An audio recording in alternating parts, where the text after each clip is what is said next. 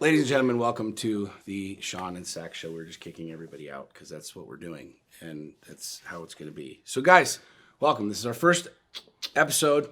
This is way too feminine. By the way, you have a sticker on the bottom of your shoe, baby. You know, I couldn't find a razor blade. What do you need a razor blade for? This is our first episode, and this is real time because this is ridiculous.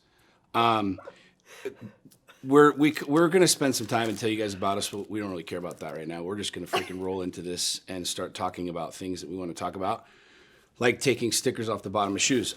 This is called partnership. Yeah, this is how it actually really works in real life. But we will have a thing and a set, and it's going to be dope, and we're going to make this thing a regular deal, and this is our first one. So you want to know? More manly. Hats off to us. Hats off to us, because starting is the hardest part. Getting it going is the hardest part, and this has been in conversation for a long time. We've been talking about this shit. We've taken many baths saying, we should make this a podcast. This should be a podcast. If only this was a podcast, and now we're doing a podcast. So good job. Go us. We need way more man shit. And take the stickers. This is not manly, babe. It's the only shaker cup I had, and I did. The dishwasher is clean. Whatever. It's not clean. There's dishes everywhere. Anywho, guys, welcome to the show. Listen, just to preface it really quick, we're gonna talk about the things that we love in relationships. We're gonna answer questions from you guys. Saxony and I have both been divorced. We've both had our hearts broken. We've both been sad. We've both been depressed. We've both been crazy, and we're still a little crazy. In all the best ways. We really are. But we decided to do this because, for a couple different reasons. Number one, because we love to chat. We love to talk. We both coach people. I have a lot of clients that I work with, and entrepreneurs and business owners, and 1,000 clients around the world. And Saxony works with women and empowering them. And badass women. Badass chicks. Yeah. And so we're like, you know what? Let's talk about real shit in relationships. Yeah. Everything from parenting and co-parenting to sex toys to, that's going to be a fun, I can't wait. We're going to do that deal. We're not going to have anybody here. That's the only way that this table is going to work, is if we have sex toys on here. Until then, there needs to be a gun and a George Washington statue. Anyways, but that's our game plan with this. And so we appreciate you guys tuning in. We get a lot of messages. I get a lot of messages. You get a lot of messages from men and women. Is this real? No, but this one's real. About relationships and how to make things work, because we have both been in the dating game for a couple of years. We've both been divorced for a number of years. You've been divorced 6 years. 5, 6, 7. I've been divorced like 8-ish, 9-ish. And so we're really good with dates. We're really good. I'm not. Well, maybe. I don't know. What does that mean? We'll talk about that later. Anyways, we both have been in the space, and we're now engaged. And I'm happy about that. I'm excited about that. Hopefully you are too. Will you please put it on, God, your own fucking show? You know who that is? That's Bryn. Okay, well then, that's fine. If she needs something, answer it. Anyways, we've both been around the block, if you will. Not in a really, well, whatever. We're not going to go down that road. And we just decided that we want to talk about these things, because one of the hardest things I believe in life is relationships. It's easy to make money. It's easy to scale a business. Mm-hmm. It's easy to build a body and get in shape and do all these different things. And that might be difficult for you listening to this. And we'll talk about that. And through our journey and through our conversations, you'll see how we operate and how we live our lives and what's important to us and our fitness and our everything else. But one of the things that I have found, not only in coaching, but in our relationship, is just like how fucking hard and really, really, really difficult relationships are. Yeah. It's one thing to have like a superficial relationship, or to have buddies, or to have girlfriends, but like I have personally found that after being cheated on, after being lied to, after heartbreak, I had a lot of shit that I had to deal with in order to build a relationship with this woman. Yeah. And I think you would probably say 100%. The same thing. We challenge and trigger the shit out of each other, and I think for good reason, because we both know what we're capable of and where we want to go and what we have envisioned, And we both know that that's not going to be just a walk in the park. And so a lot of the stuff that we're going to talk about is, our journey, how we got to this point, how we got to a place where we trust each other, where we love each other, where we're connected. And, we're not going to bore you with our story here in the first episode. We'll talk about that as we go on. But that's the objective. That's like what I wanted to do this show for, is to be able to truly open up our lives. And I think that's cool. Like it's something that I've done through social media. It's something you've done through social media. Yeah. Saxon and I are both very, very open, and we're okay with that. It's scary at times. It was very vulnerable for me as I started sharing my story 5-6 years ago on social media, which I've got over 1 billion views on my videos and followers and things that have gone viral. And a lot of the things that have gone viral, a lot of the things that people have gravitated towards and connected with has been darkness, has been the hard shit, has been like the frustrating things. It's like not the Disneyland picture with the perfect filter or out on the boat or whatever. It's like me sharing my darkness and me sharing the things that I struggle with. And I know that when we talked about putting this together, it was like, we're either going to be all in with this and it's going to be like no holds barred. We're talking about all of it or none of it. You know what I mean? Yeah. And so, I'm excited about what we're going to do with this. Same here. Anything you want to say to that? No, that's one of the things that got us to where we are, is we've been really open and raw and honest, and it's helped. I mean, so much of our own growth is just being real and in that darkness. And it becomes intoxicating the more and more we share with each other. It's like, and that's like, even with the triggers, like, I almost look forward to it. It's a new opportunity to see myself. I don't look forward to the triggers, but I will say my buddy Garrett, when I told him we were doing this show, he's like, dude, it'll help your relationship and it will like fast track your relationship and open you up to so many things. And that's something that like I will vow to do, and I know that you will too, is like be all in. Like share all of it. Because to me, that's the only way that I feel good in sharing my story, sharing who I am. I know that you feel the same way. Yeah. But I know, too, the only way that we're going to be able to actually have this thing help people and be effective is by sharing everything. Right. And talking about, like, a lot of the stuff that might not be politically correct or socially acceptable or will help have people questioning things in their own life. But anyways, so we decided for episode 1, we're gonna spare you our dating story, which it is really, really cool. It's so cool. We'll get to it at some point in time. Believe it or not, she dumped me, and I gave her a second chance. We should tell that story, but we're not going to. So, dear, you're welcome. But real talk. You guys know he's so funny. Our dating, you're like the funniest. I am the funniest. But it's also very true. Our dating experience was really, really, really interesting. We met when we were not ready for each other, and we dated a little bit, and then she dumped me. Basically, told me to piss off. And I was like, well, fine, fuck you then. But I couldn't really leave and didn't really, in anyways. And then we circled back. I hate that now because that lady finds chicks circle back. We can't say that.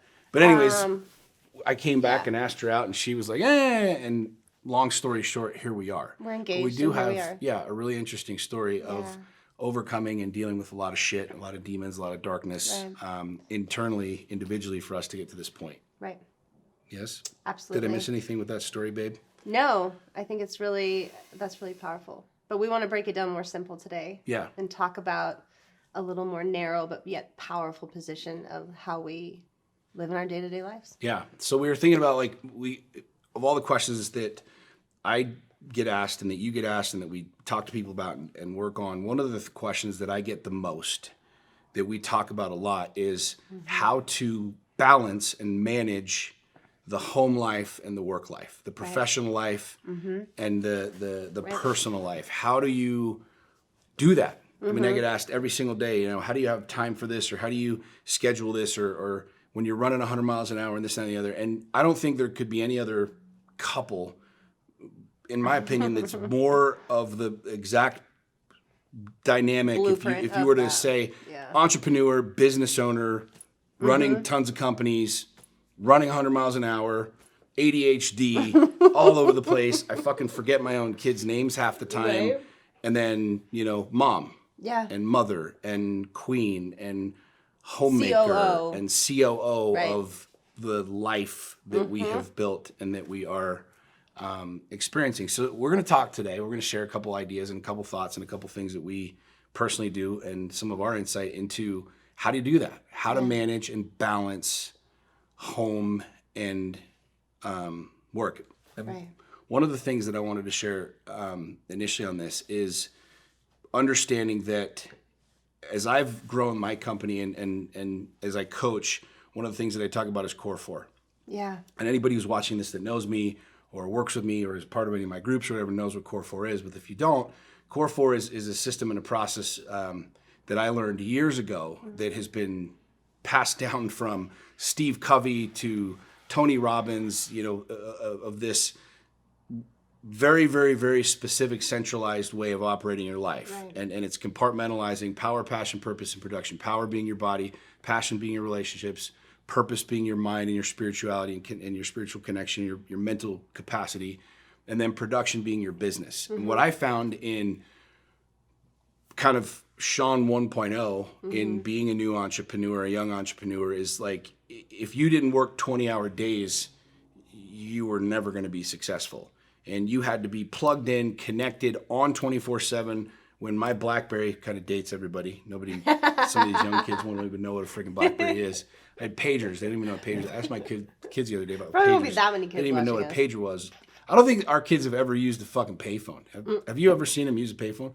Shit, when's the last time you used a payphone? When's the last time you used a payphone? I don't know. Anyways, it kind of dates me, like always being connected to the BlackBerry and the deal. Yeah. And obviously, I didn't do it right because I ended up divorced. And I learned a great deal in that. And so Core 4, as it was introduced to me years ago, has literally become my life. And this is something you and I practice and we're part of. And we have become very ritualistic and attached to this because it works. Yeah. And it's understanding that, like, when I'm at work, I'm at work. And what I found is early in my days, and this is speaking to the entrepreneurs, the business owners, the runners, the gunners, the dudes that are on the come up, whether you're already making millions of dollars, whether you're trying to make millions of dollars, whatever it is, like, there's this idea and this notion that, I'm always connected to the business. I always am running the business. And if I'm not there, if I'm not present, or if I'm not accessible or reachable, that the shit is going to freaking fall apart. And so when I'm home, I'm still there. And I talk about in my book how I felt like I was juggling bowling balls. Yeah. And as an early entrepreneur in my 20s and early 30s, like, juggling the bowling balls was when I was at work, I felt like I needed to be at home. When I was at home, I felt like I needed to be at work, and I was never really present. Right. And it was all over the place. And so, when we're at Disneyland standing in line and I'm on my BlackBerry and, my ex-wife's like, why don't you be here with us? I'm like, well, how the hell do you think we can afford to be here? I got to keep these deals going and this whole thing. What I have come full circle to understand and to learn is that is a recipe for disaster. Sure. Physically for yourself, emotionally for yourself, and with any type of relationship or marriage that you're trying to build or maintain or sustain, it is probably one of the most least effective ways to grow your business. And so one of the things that I have learned over the last couple of years that has been 10 years that's been radically important, and I want to talk about this with you, is the ability that we have to not only operate through Core 4, but when I'm doing something, I'm fully present there. Yes. And this is something that is difficult for a lot of alpha males, entrepreneurs, business owners, is it's like the idea of going on a date with my woman. Number one, there's very few guys that are dating their wives. Fellas, listen the fuck up. We're going to talk about this shit. This is important. This is important. But understanding that you're not interested in the quantity of my time, you're interested in the quality of my time. But what's really fascinating is I've learned this and practiced this over the last couple of years, is my business is the same way. So, like, my business is not interested in me being there for 20 hours, nor am I interested in being there for 20 hours. I'm interested in being there the least amount of time humanly possible to get the greatest result. It's the same reality at the gym, right? So when you talk about Core 4, as I am sharing this simply based off of my own personal experience, I realize when I go to the gym, if I'm trying to handle home shit and business shit and my mind fucked someplace else, my workout sucks. Yeah. When I'm on a date with you, when I'm talking business and I'm trying to stay connected to deals and doing this and doing that, whatever, my date sucks. Yeah. When I'm with my children, if I'm trying to connect with this or this or this or this, it sucks. If I'm at the office and you and I are beefing and we got problems, or my workout sucked because of whatever, or I got up late, or whatever it is, Yeah. it's this reality and understanding that in order to build really, really, really big things, it boils down to you being able to be very, very specific, very dedicated, very clear on what it is that you're doing. And so one of the things that that I am a practitioner of and continue to learn, continue to do better at, is when we're on date night, I'm on date night. Yeah. And the truth is that business is going to continue to move. Deals will continue to move. Guys, I mean, real talk, like, let's just assume your office catches on fire, right? What are you going to do if they called you anyways? Like, really think about it. Your people should be fucking smart enough to pick up the phone and call 911 and be like, yo, the building's on fire. Right. What am I going to do on date night? And I'm using that because it's an extreme example, but it's a real fucking thing. Like, oh shit, let me just take this, baby. Like, I got a call and a thing, and let me just take this, and let me take this, and let me do this, and let me do this through this entire experience. And I'm never present there. It causes contention. It causes animosity. And it's the same thing all the way around. And one of the things that I feel really, really, really strongly about is that aspect of presence in every single aspect of a relationship, of me, my mind, where I'm going. It's a far better business model for me now. I make way more money now knowing that you and I are good when I'm working. Right. Or when you and I are together, I know that the business is handled. And if the building catches on fire, there's not a fucking thing I can do. I'm not going to run over with my fire extinguisher. Sure. But understanding that what it is that you're really wanting from me is that quality, that true presence versus quantity. Well, and also I'll add that what that is that showing me that you have boundaries for your own life. And when you have boundaries, that teaches me to respect them and vice versa. Like when you show That's up. interesting. We didn't talk about that earlier. Right. When you show up in a date night and you don't, quote unquote, disrespect me because you have boundaries in your own life, that you are giving me 100%. You're not diluting that time with me to do all these other things. That builds trust. When people might not even consider that as a trust building opportunity, but it is. It's when this is quiet and I can see that we're engaged. All I need is those 2 hours. That is mine. That is ours. We build that, and that's showing me that you have boundaries. And then when you go to work, I also know you have boundaries with work, with your team. I'm not going to come in and say, hey, and get all up in your business and nitpick life when you are at work, because you have boundaries.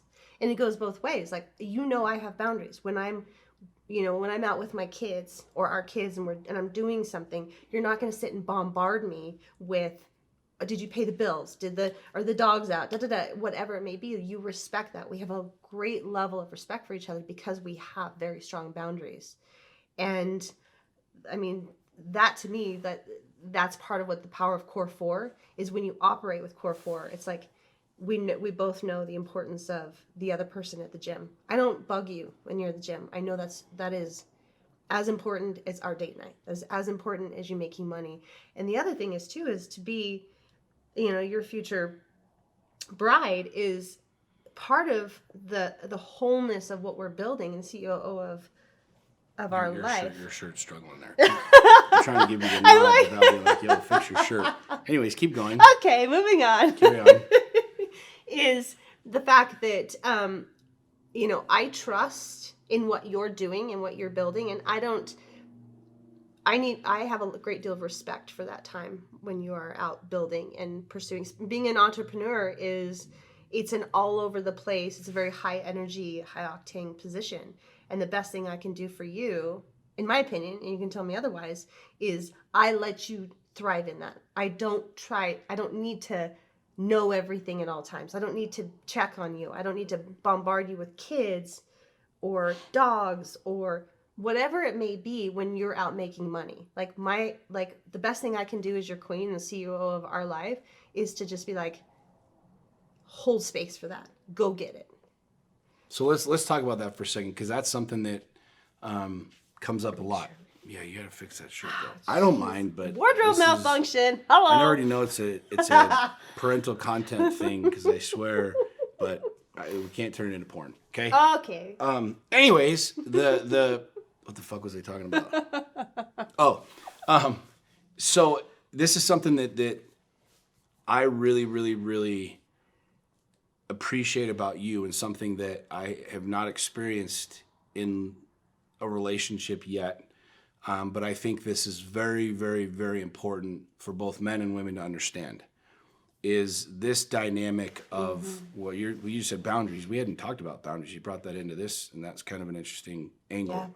Yeah. Is understanding that we both have talked about boundaries in relationships, and right. People struggle with that. Like, this is a non-negotiable, this is the deal, so on and so forth. But one of the things that I appreciate about where we are is, like, when I'm in business mode, when I'm in go mode, and that, and this is the framework of that, like, I'm there. Yeah. And when I'm there, that doesn't mean that I'm not with you. That doesn't mean that I think less of you. That doesn't mean that I don't give a shit about our relationship or anything like that. It means that I can be fully present there. And this is something fellas need to pay attention to. Because if you want to know how to make more money, I'm going to tell you literally how your relationship directly affects your income. Yeah. Your relationship directly affects your income. This is how. If I'm at work and you're handling shit at home, you're holding it down. You're the COO. Which, queens, you should be doing that. Right. You've got that. Right. You're the COO of the house. I don't need to know that we're out of dog food right now. I don't need to know that the lights flickered, or that little Johnny fucking stubbed his toe on the front porch, or that one of the dogs got out of the yard, or whatever. Like, I'm in this mode. You're in COO home mode. Now, granted, kid chops his arm off, let me know, and I'll meet you at the hospital. But this is fucking huge, man. Yeah. And this is something that I not only appreciate, but this is something you and I deal with coaching all the time with people. And I think what's really important for fellas to understand especially is, if you're at work and your mentality, I talked about this in my book, your bandwidth is other places. Let's just say for a second you make $1 million a year. And I'm spending 30% of my day, 40% of my day, typically, and somebody's like, I spend like 20% of my day dealing with home shit. It's more like 50. Yeah. But let's just assume that you're spending 20% of your day dealing with shit at home. Okay, now, don't take that the wrong way that everything at home is shit. What I'm saying is, like, if it's back and forth and this and that, and what kind of ice cream do you want? Do you want me to get this from the store or that from the store? And this deal and that deal. And my phone's just all fucking day long, because you have this need to stay connected and not respect the boundary that I'm over here doing this deal. Then I'm spending 20% of my time dealing with that, right, in that mental capacity, that mental bandwidth. Now, this isn't to mention if there's drama, or if there's resentment, or if there's unresolved shit. No, this is just or anything like this. Is just stuff. The day-to-day shit. Yeah. That literally, if you think about taking 20% of my day, is literally costing you fellas $200,000 a year. It's just math. Yeah. If 20% of my bandwidth is going towards home and this and this and this and this and this, then that's not on selling. That's not on growing. Right. That's not on building my shit. And I think what's fucking huge and ridiculously important and really, really, really powerful that you and I have is we respect those boundaries. Yeah. And sometimes there's an overlap of that, and we have to learn lessons, and we struggle here and there. But for the most part, like, when I'm in go mode, I don't have to worry about you. Right. And you don't have to worry about me. You're like, he's in build mode, go mode. I don't know what he's doing, where he's going, what he's spending, what he's buying, what he's investing in, but he's in go mode, build mode, grow mode, and you're in COO home mode. And I think we have built that, and we have gotten to that two ways. Number one, I think having the exact opposite, where we were dealing with constant drama all day long, constant communication, tons of fucking codependency, tons of like this need and this connection back and forth all day long, which I have been in that balls deep, right? And it's frustrating, it's maddening. But I think what allowed me to get to this place now is, number one, I built myself. Number two, I created boundaries around this. And you and I have been very clear about this. Yeah. So what I want you to share, though, which we talked about this earlier, is your ability to be that COO, your ability to be the queen and say, this is mine. I own this space. Like the way that I own my business, it's my name on the line. It's my people, my employees. I put my name on the check. Right. That's your kingdom, if you will. Call it whatever you want. Talk about that, because you mentioned that before when we were talking this morning, and I love the way that you said that. Like, I have trust in that. I have confidence in that. I don't micromanage that shit. I don't want to micromanage that shit. I don't need to micromanage that shit, because I value, you have boundaries of, this is your jam. Right. You have the ability, not that you need me to give you permission to do it, but like, this is your business, run it. Yeah. Like, this is your game, run it. Talk about that for a second. Being queen of the home is so important, because women, like, it's so important for you to be decisive. When you have an entrepreneurial spouse and they're out doing deals and they're growing and they're making moves, it is so important to just own that, like, to be in your power. Like, these are your kids. This is your home. Like, I don't need to go to you with little things about, I've got to get gas today. Like, I've got to do this today. yeah. I need to change light bulbs today. I got to do laundry today. I got to, right. You know, do you want this deal or that deal or this thing or that thing? Are these life-altering events? No. Make the decision, be in the power, and that's such a powerful way to support an entrepreneurial spouse, is like, when there's a mutual trust of, like, you go to work and you're doing what you're doing and you know that I've got it. I've got the kids. Like, the bandwidth of your mind, you don't have to worry about these things that aren't necessarily going to grow the business, aren't necessarily going to make money. However, they will certainly take away from the ability to make money and grow businesses if that is part of dealing with. So it's like, women, this is an amazing position to be in. It's like, and having mutual respect of, like, I've got the shit handled at home. I've got shit handled in my business. And, like, if something comes up, we also have a really good relationship with our kids' other parents. I was just literally going to say that. I was going to bring that up. Like, your ex and I, we communicate. We're on board with the kids. And that also alleviates so much from you and your day-to-day that doesn't even need to be yours. Yeah. Like, we are a family. We are a huge network of a family with all these facets. And it's beautiful because, like, we all have boundaries and respect for each other, and this is how we operate, and that is why we're all thriving. This is why there's two things that I want to touch on that you said. Number one, the co-parenting. This is why you have got to handle your shit if you have drama. Yeah. This is why if you hate your ex, you don't want to talk to your ex thinks that your new person is a total fucking asshole or whatever it is, you have to remedy that, period. You have to fucking remedy that. Yeah. Like, there is nothing that will cost you more money and emotional bandwidth than estranged relationships, bad relationships, whether it's with an ex, it doesn't matter. Right. Knowing that you and my ex have the relationship that you do, y'all can talk, like, handle the kids, go. Like, I don't need to worry about who's doing what and where and who and how and the whole thing. Yeah. Y'all got that, and I'm totally kosher with that. Yeah. But imagine if I hated her and she hated you, and then I'm having to talk to you and her and you and her and then this kid and then that kid. Fellas, like, listen to this. Like, this is literally what, there are so many men and women that are dealing with this shit because they don't want to fucking do the work to handle their own business, to build a relationship with their ex, no matter how bad it was, no matter how shitty it was. When you stop and think about that, like, so many people are living in that space. What is it costing you? What is it costing you? But that's the second thing I wanted to talk about is, like, let's break it down really simple, really quick. Would you like me to make more money or less money? More would be great. No, don't be like, well, I want to make a fuck ton of money, and you should want me to make a fuck ton of money, right? Fellas, would you like to make more money, yes or no? Ladies, like, this is something that boggles my mind.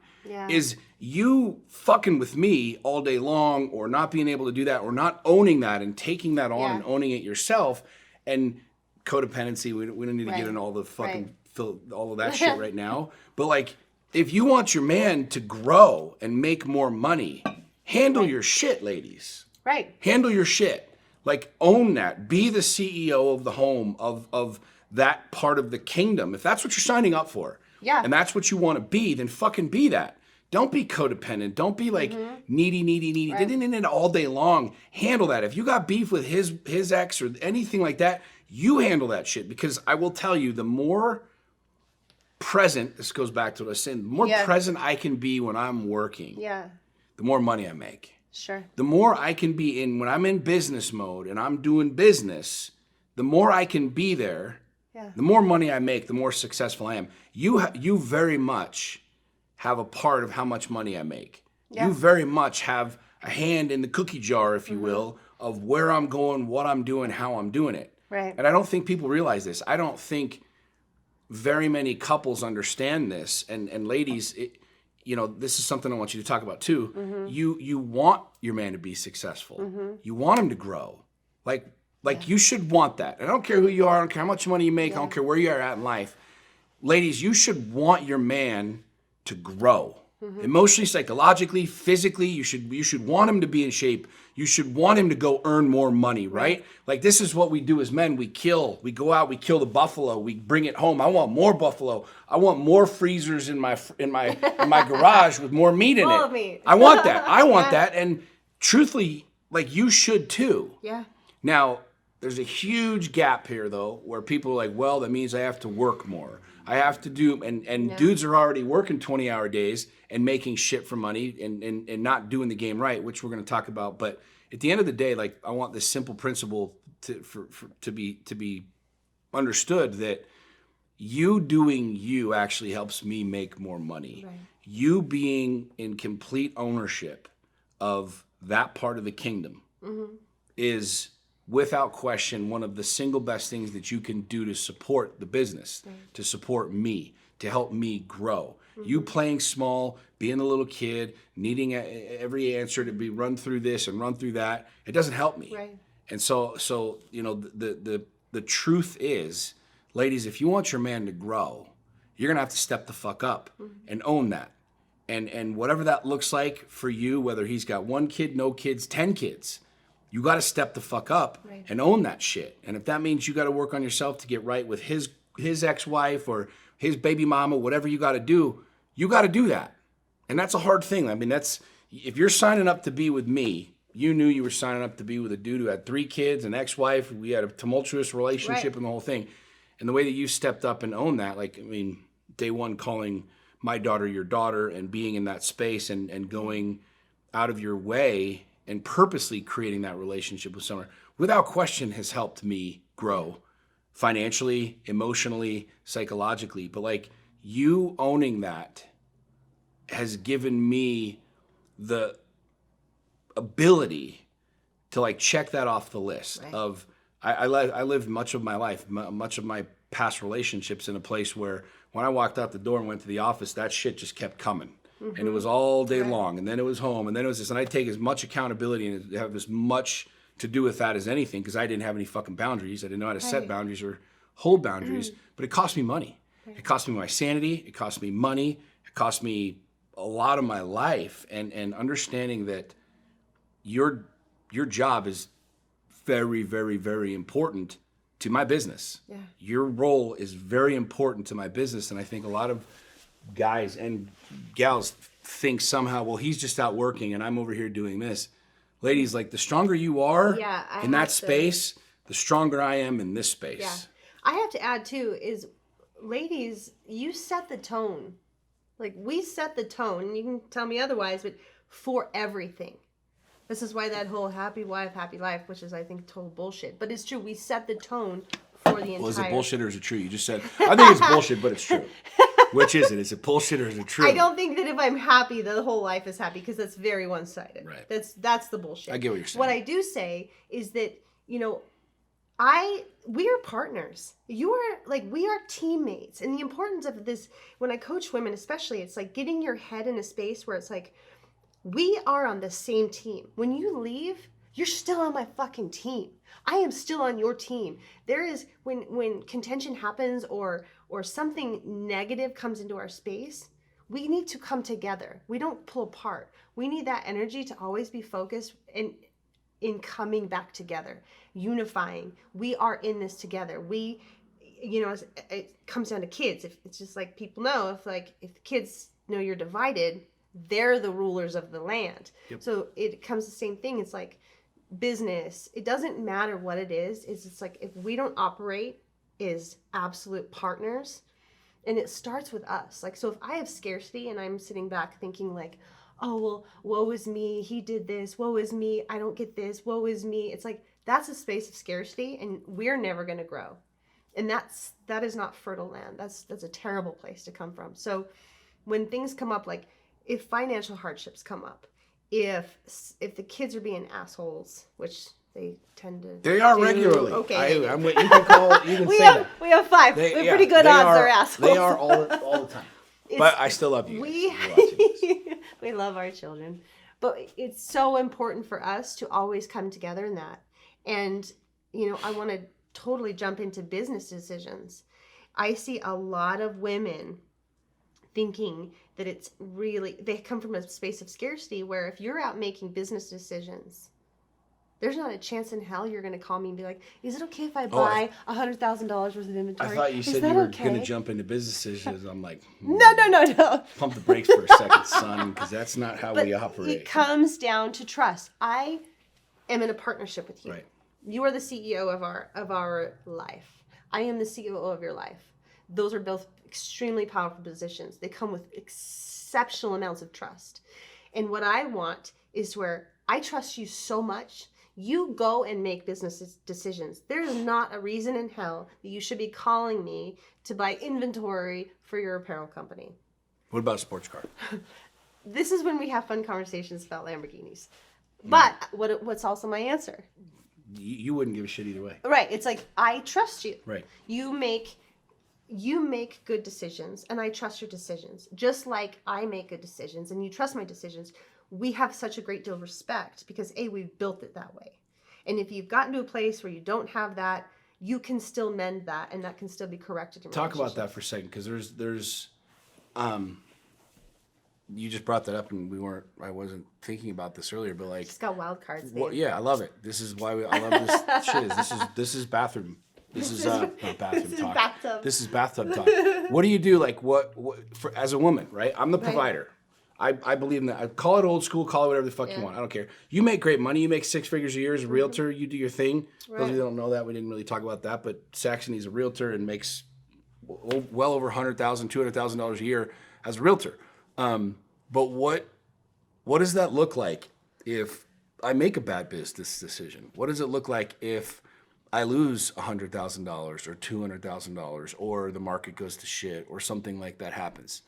I've been through that. I've lived through that and weathered that storm. Sure. And have never really been in a relationship where it was like money was like, fuck you, I'm out the door kind of a deal. Right. We've always had like that reality. But talk about that for a second. Like, because what you're saying is I trust you to go do all of these things, and we have a level of trust. And if I fuck something up, then what?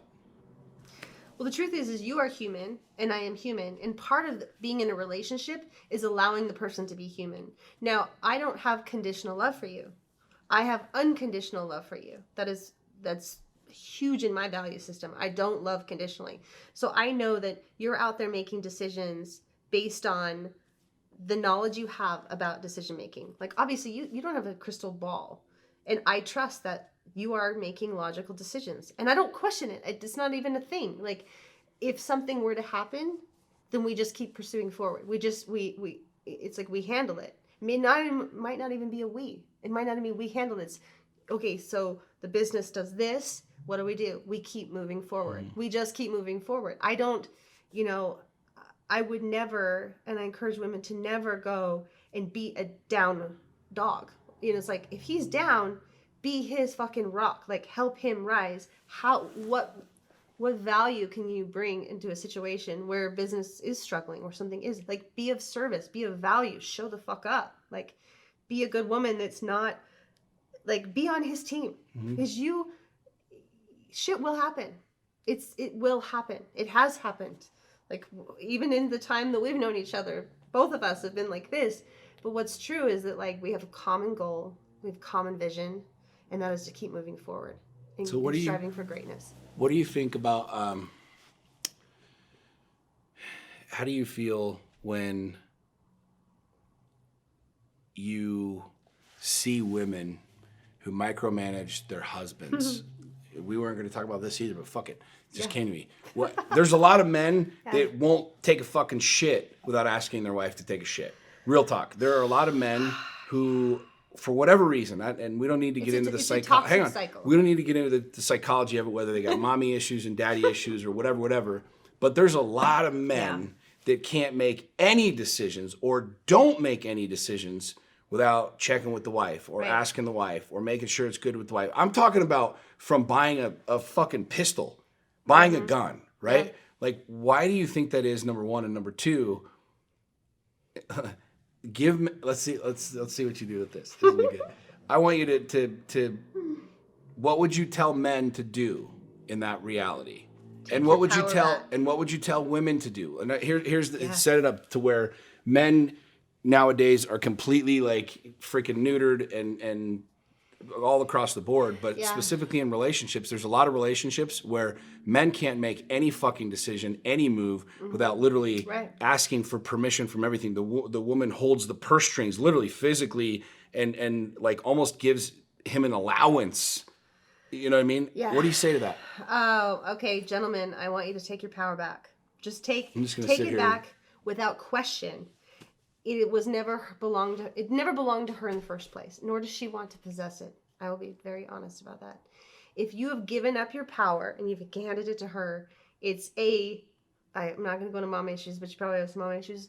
You need to take your power back, and you need to have trust in yourself that you are fully capable of providing. Women want to feel safe. They don't want another child. They don't want an adult child. I assure you, she doesn't want to mommy you in any way, shape, or form. But if she stepped up and she's doing that, why do you think that is? Because she doesn't trust you. This is the conversation you need to have, and this is going to start with men. I'm sorry, but it's going to start with you. You're going to have to get the balls and do this. You have to sit your woman down. You have to say, listen, history may have not proven this to be true, but here's what's happening. I trust myself, and I'm going to show you that this is how we're going to operate. Because she wants to have women, the whole feminine energy, I won't go down this rabbit hole, but we want to feel safe. And the reason women to have a tendency to take the power from the man in their lives and try to control it all is they don't trust you. They don't feel like you've got it. So then they have to compensate for it, and then they start momming you, and then it becomes this toxic cycle of bullshit. If I'm not the masculine, if I'm not showing up and doing my duty, if you will, as a man, then you do. Then I have to. And then you reach that point. But here's a question then, because I disagree with you in a little bit of this. Uh-huh. Because if you don't already trust me, and I sit down and say, all right, babe, here's the deal. I've got a plan, right? I know that I haven't shown up, and I haven't paid the bills, and I know that like you don't trust me at all, and I need to ask you to take a poop. But here's what I'm gonna do. Are you gonna trust me? You're not gonna trust me.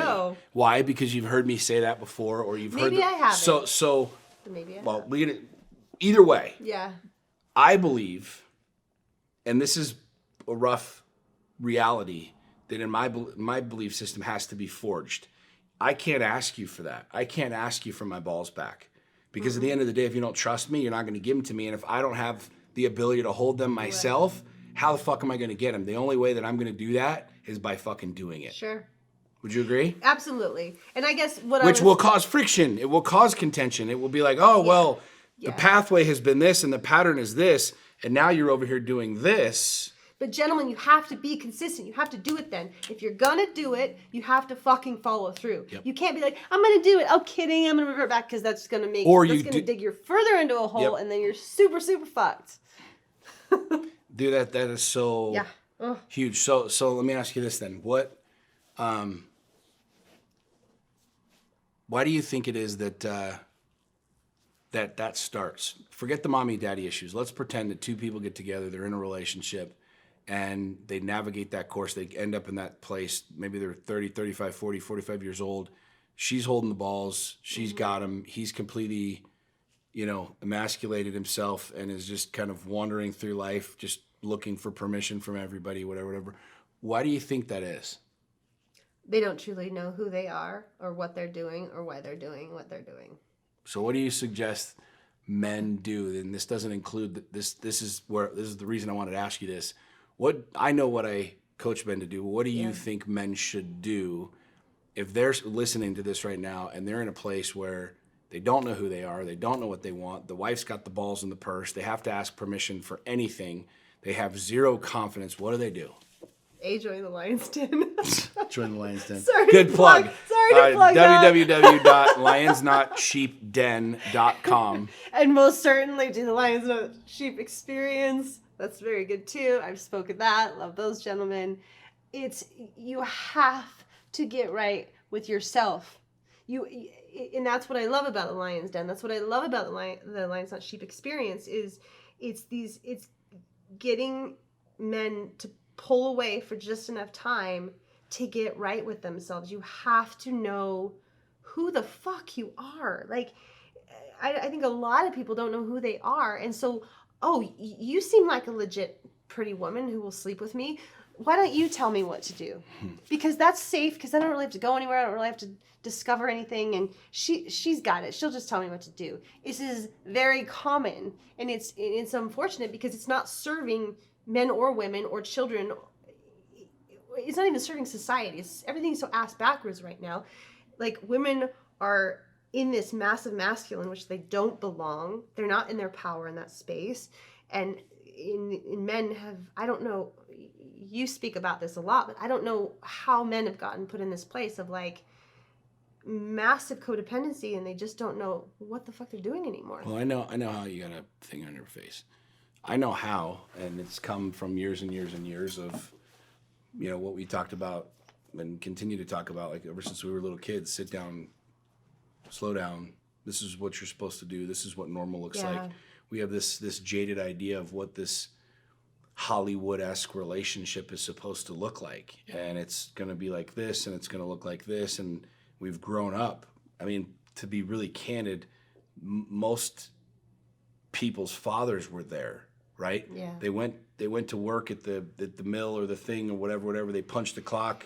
Mom ran the joint. Dad came home. Blah blah blah blah blah. He had a couple drinks, and that was like life. And that was kind of what it was. But yet, kid, go live your dreams. Go follow your dreams. Go walk on the moon, kind of a thing. But meanwhile, you're watching mom and dad hate themselves and hate their life. Not everyone. This is not across the board, but I've seen that repeatedly. And the truth is like there really aren't very good examples or role models in that reality, which is why, I mean, to be really candid, why you and I are doing this and having this conversation and doing this podcast is because, I don't necessarily believe in right or wrong per se, and we talk about this all the time, or this is right or this is wrong or this is good or this is bad. It's perception, right? According to everybody. Yeah. I know what I know, and I know what feels good and what doesn't feel good. I know what helps me make more money, and I know what drains my bank account. I know what inspires me to get in shape and what depresses me to not give a fuck. I know what makes me a connected father, and I know what pushes me away from relationships with human beings. And so getting to this place and understanding and having this conversation, there will be a lot of people that will push back on that simply because, to me, you have to plant your flag in the ground. And it's not asking for permission. You can't go home and say, honey, I know that I've been a total douche for the last 10 years and I haven't shown up and we haven't dated and we haven't done any of these things. And I promise you I'm going to do all this shit. She's going to be like, sure, dude. Sure. Great job. High five.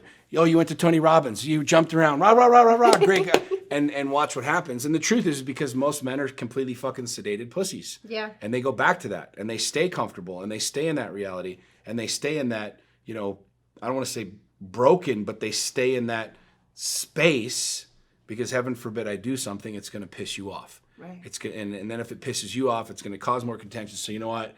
I'm just not even going to rock the boat. And the truth is that that's exactly what you're wanting. Yeah.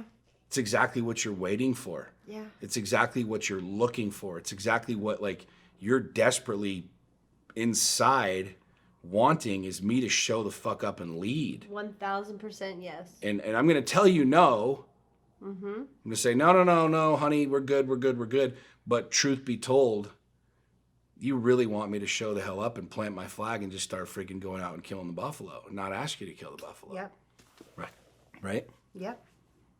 I don't want to be your mama. You don't want to be my mama? Mm-mm. What about when I'm really old and I have shit my pants and you have to change my diapers? And it's kind of what it is. We'll just hire somebody. We're not there yet. We'll just have a nurse. We're not like, there nurse, yet. nurse, I need another freaking Mai Tai and go change his diapers, please. Okay. That was a really good little conversation. Yeah. On that. I agree. I'm glad we talked about that though. Yeah. I have a 2-part question for you. Okay, shoot. A. Here we go. 1. How can partners of fast-paced entrepreneurs best show up for you while you're at work? And second part is, when you come home, what is the best thing they could do when you walk in the door? What's the best way for them to show up? We've touched on this a little bit, but we're shifting gears here. We're get changing back down gears. Okay. This is how we roll, though. I know. Like, I know. We're all. It's because I have ADD. As do I. ADHD. So welcome to our ADD party. Okay, so say that again. Okay. Ask one more time. How can the 2-part question. Okay. Entrepreneurial partner. Right. You are a fast-paced entrepreneur. What is the best way for me or a partner to show up while you're at work? What does that look like? And then when you come back home, what does it look like? We talked about this. Yes. And it's a because these are powerful things. I know. There's a huge, and that's a huge issue in the movement of the game of me and you and life and COO, CEO, merging the things, the whole deal. One of the things that, and I know we've talked about this. One of the things that is incredibly powerful for me is knowing that you can stand on your own 2 feet. Mm-hmm. And I could spend all day talking about that, but I know that you don't need me. Mm-hmm. Right? We've talked about this many times. Like, I don't need you. I can keep going in life without you. Yeah. I don't need and ladies, you. That's not an insult. That's a powerful thing. Yeah. I don't need you to live. I don't need you to earn. I don't need you for these things. I want you, right? Mm-hmm. And vice versa. You don't need me. Mm-hmm. If all of a sudden I get hit by a bus, you're not going to die. There's still food. There's still water. You'll survive. You'll keep moving, right? I think the thing that is radically powerful about our relationship and that has been really life-changing for me, because I've never experienced it, is knowing that you don't need me. Mm-hmm. And that when I'm like, I'm going to the office, I'm going on a deal, I'm speaking on whatever it is that I'm doing, I've got a private client in town, I'm going to be literally from 9 a.m. to 9 p.m., I'm off the grid kind of a thing, that you have it all under control. Like, I don't have to worry about, oh shit, it's, what time is it? The kid's out of school, who's picking, I don't even worry about any of that. Mm-hmm. And it's not because, like, maybe we set it up before, this or the other. It's that I know that you have the COO role of our kingdom, our castle, our life, our kids, our dogs under control. Right. And I really do have supreme confidence in that. And I haven't had that for much of my life. Like, I've micromanaged that. Is everything good? Hey, are we good? Are you good? How's your day? Is everything good? Like 5 fucking times a day. You've been the CEO and the COO, which is exhausting. And that's because I've been in codependent relationships, and because I've not had boundaries, and I've not been able to stand on my own 2 feet, let alone been with anybody who's stood on their own 2 feet. Right. That's massive. The thing that you do to help me is you. Mm-hmm. You standing on your own 2 feet. Mm-hmm. You getting you good. When you're having a fucking meltdown, you handle it. Mm-hmm. When the kids are dealing with stuff, the dog shits on the floor, the fucking toilet overflows, it's not a all fucking day long, telling me about your day, telling me what's going on. Now, I love the sexy naked pictures. Don't get me wrong. There's an exclusion to this. Hashtag sexy pictures, naked pictures are always welcome. They were always welcome. Period. End of story. But I digress. It really, dude, it truthfully, fellas, there's nothing more empowering and that you should be striving to get to in your relationship than truly empowering and giving that role of CEO to your woman and then backing the fuck off. And if you don't know the role of a CEO, fucking Google it. Yeah. And it'll make sense to the 100%. structure of your life. Let her do that. Let her be that. Give her that role. Agree to that. Like, And it's you not, guys no, are it's not a partners. dictatorship. It's not me going, okay, this is your job. No. Right? You've wanted this job. We've agreed to this. Yeah. This is part of our communication and coming together as a couple. You're like, I want to do this. Okay, cool. What does that look like? We talk about that. Yeah. We create very, very, very clear boundaries, very clear roles with that. And you fucking go.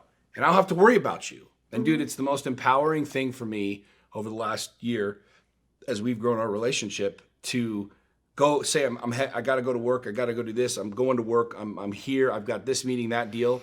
And you just, that's it. I go and I do it. And it's not needing to be connected 24/7 and dealing with that. The second part of that, we said what about coming home? About when I'm home? Yeah, when you come home, what does that look like? Because, sorry, but like, well, this came up for a specific reason. Crazy things are happening at home, and I'm like, I'm either excited to see you, or I'm like, what the fuck has been going on? Or meaning like the dogs have shit in the house 100 times, and I'm done with them. Like, what serves you best as a busy entrepreneur?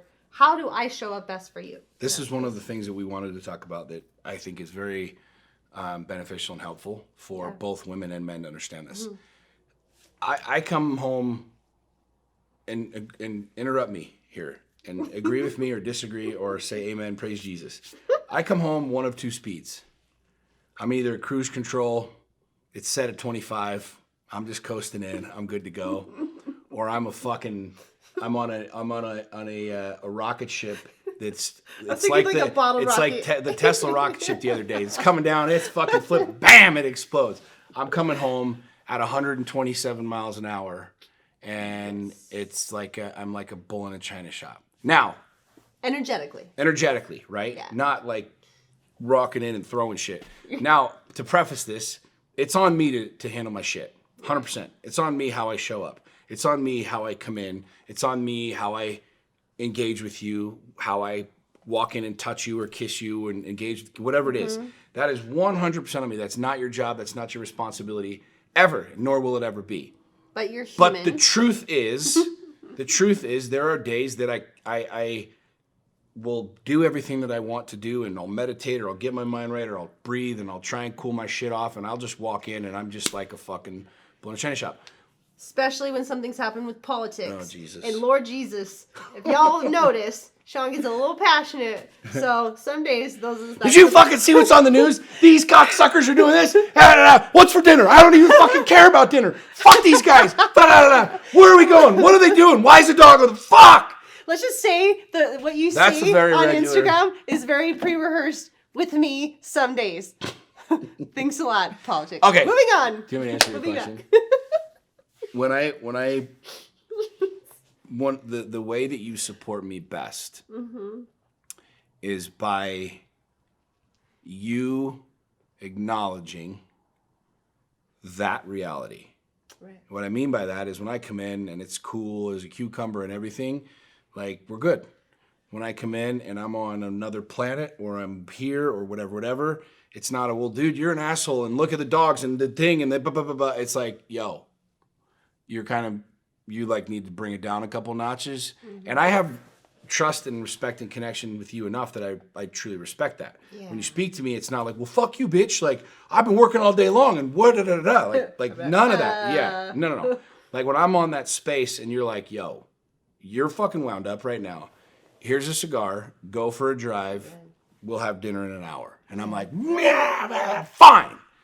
And I go, right? Yeah. But I will say that on the flip side of that, that's not always the case either when I walk in and sometimes you're on this place or that place, or you're the bull in the china shop, or you're fucking emotional, or you're looking at the dog shit and you're crying and there's food on the floor and there's whatever. And I'm like, yo, what the fuck? You know what I'm saying? I'm good at crying. It's true. She's very good at crying.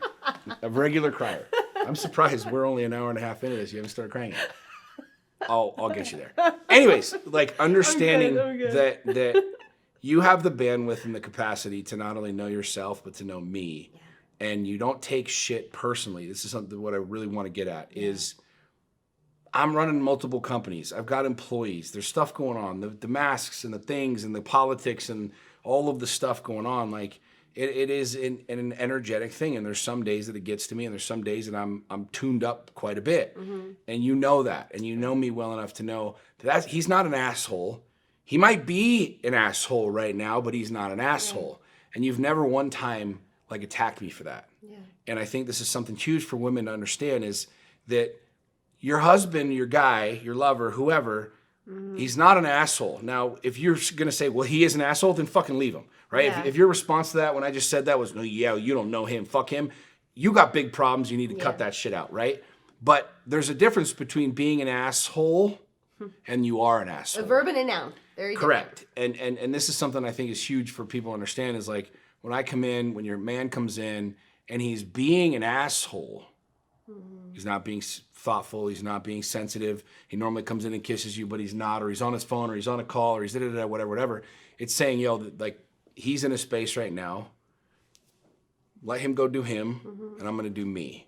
And I lived a lot of my life in the opposite of that. When I came home, if I was charged up, it just exploded into fucking shit. And I take full accountability for that. But that's a really toxic way to live a life. Right. And it makes you not want to come home. And it makes you like, when you hear the door open, you're ready for a fucking throwdown, you're ready for a fight versus a connection. And so something that you do extraordinarily well, which I strongly encourage women to do, is understand like that energy when he comes home, it's all him. I'm bringing that home. That is 100% on me. But like you said, I am human. Yeah. And there are some days that we're heavier. There's deals, there's things, there's lawsuits, there's whatever it's going on in his world. Like he might be carrying some heavy shit.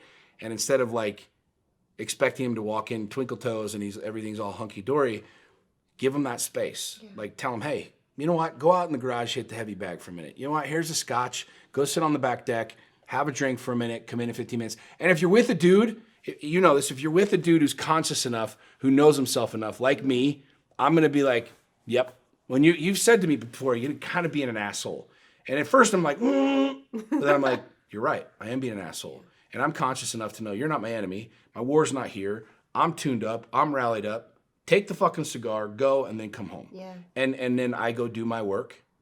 I do what I need to do. Yeah. You do what you need to do. And again, goes both ways. I come home, you're tuned up, this. I have the bandwidth to be able to look at you and be like, yo, you're having a day today. You're having a moment right now. I can sense it. I can feel it. How about you go take a bath? Here's a glass of wine. Go do what you got to go do. I don't hand you wine and say go for a drive. I was going to say, here's some wine. Go for a drive. I can smoke a cigar. Rebels. You can't drink wine and drive. But here's a glass of wine. Right. Go do your thing. You know what? I'll call it like we talk typically when I'm coming home, and I can tell like when you're tuned up, wound up, the shit. Whether you say it or don't say it, and I get it. I hear that, and I'm like, yo, I'm gonna go get food. Or hey, what do you want? I'm gonna go pick up some food. I'll bring it in sushi. Don't worry about dinner. Like I got it. I'll take care of it. Whatever. And you stop, and I'll pick up some flowers, or I'll get a friggin' bottle of wine, or something like that. Knowing that is that space. It's really, this is a very long answer for holding space, is the simplest way to put it.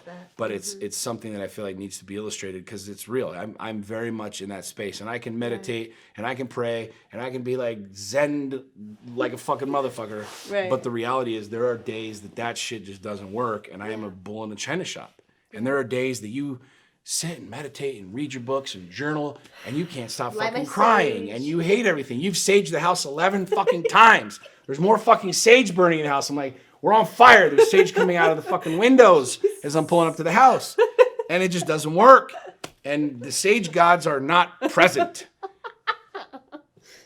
So I just gave you some wine and tell you to piss off. And it works. Right. Pretty much every time. Well, and this comes back to the old, like, treat others the way you want to be treated. It's if I'm having a bad day, there's a certain level of that holding space and empathy that I want because I'm human. And if I want to receive that, then I have to model that.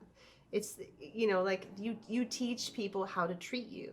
And it's really based a lot around like how you treat others. So it's like, if I'm going to come and attack you for being human, how the hell am I going to be expected to have any empathy when I need it? Yeah. And it's really like being so clear with yourself when you're in that mode of like, it's the 4 agreements. Like, don't take it personally. Okay, this is coming at me and I don't like this necessarily, but I also know that I'm really good at doing that too. And that's part of checking yourself, because we all have toxic traits, period. And you can argue that all day long. We all have toxic traits. I don't know what you're talking about.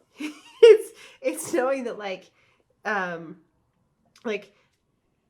if I can't handle you being in your vulnerable spaces or your irritated spaces where that's your area to grow and to self-reflect and get better, and I'm going to go down with you, or I'm going to attack back, like that is not healthy. Like that's not a partnership. That's where enemies battle, and you're not my enemy. And to always keep that mindset of like, if he's coming at me, to see through it and to see the source. Like we are really good at that. Like if you're coming with something, I can literally see through it and be like, okay, he's stressed because there's maybe some underlying fear of someone else, this is happening at work or whatever it may be, but it's not mine. And the best thing I can do is see through that and just have compassion and empathy and hold space and love you, because I signed up to be your partner. Like you're exercising the 4 agreements. 1000% yes. You're not taking anything personally. You're not making any assumptions. This is something I want to say. I don't mean to interrupt you, but no, you're good. I'm going to interrupt you. The 4 agreements, because sometimes when you come home and I don't want to talk. I've been talking all day. I've been on podcasts. I did deals.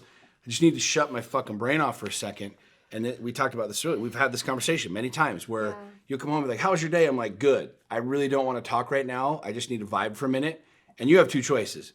Well, fuck, what did I do? Did I do something wrong? Why are you mad at me? Why do you have to be an asshole? You just came home and the whole thing. I just missed you. I just want to know about things. Exactly. Why don't you tell me? I want to be part of your thing and I want to support you and love you. I'm literally telling you the fucking truth. I just don't want to talk right now. Can we just be here for a minute?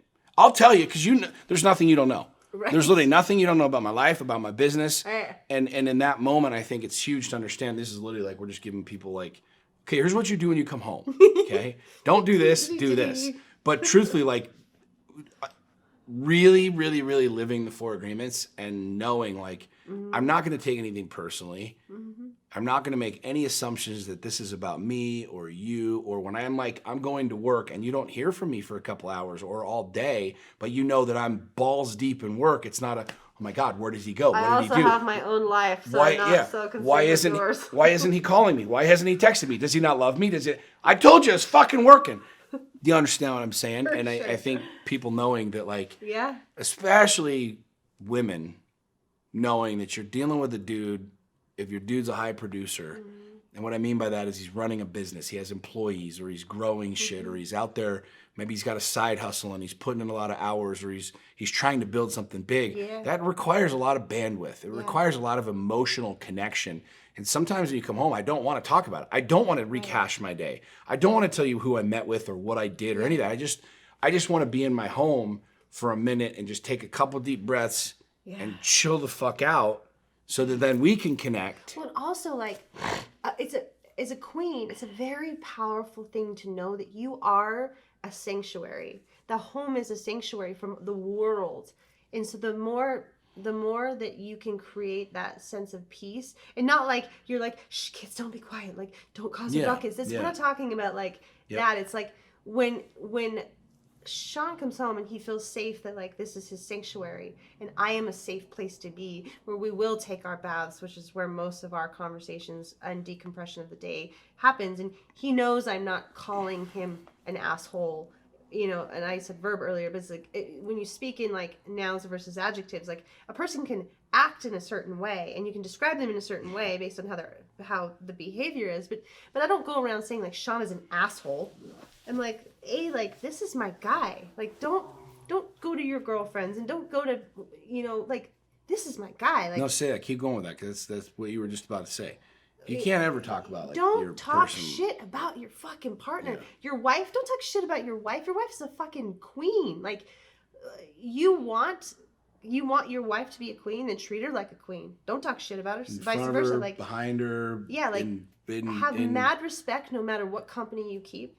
No matter who you're in front of, respect your partner. And that not only, more than anything, that teaches you to respect what you're doing. Like, if I were to go around and badmouth you, that is teaching my subconscious that I don't respect you.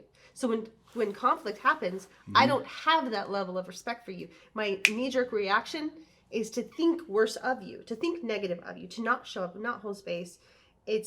And I don't even want to breathe that in myself. So I, like, even if I don't like the way you're acting, or it's the same in anything. It's the same with your employees. Like, don't talk shit on your people.